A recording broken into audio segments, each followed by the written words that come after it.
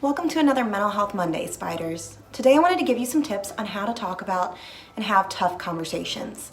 Because in the midst of COVID and all the new rules and our new normal and the upcoming election, we're going to be having tough conversations with people we care about on a daily basis.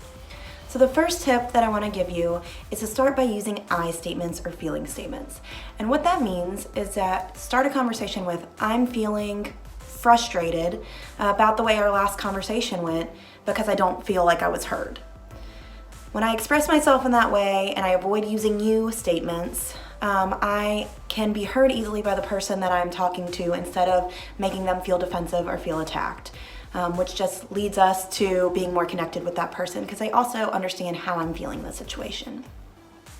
The next tip would be to know where you're at emotionally during the conversation. So oftentimes when we're having these tough conversations, our emotions start to rise.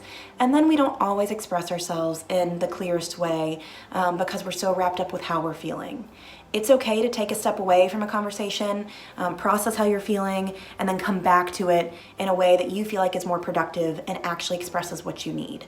It's also okay to ask for what you need in a conversation, like asking for a break or asking to talk at a later point in time when you feel like you've been able to put together your emotions and your thoughts about the situation.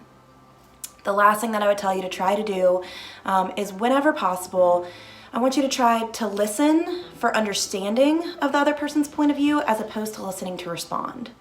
And what I mean by that is when we sit and we listen to actually put together what that person is thinking, how they're feeling, what position they're coming from, we don't necessarily have to agree, but it can lead to a more in-depth conversation as opposed to us coming at it from a point of wanting to just get our point across and respond to them.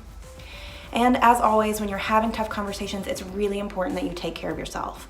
So make sure that before or after you have things planned to be able to help yourself relax and wind down from whatever that tough conversation is. We'll see you again next week, but hopefully these tips will help you in the meantime for how to have some tough conversations.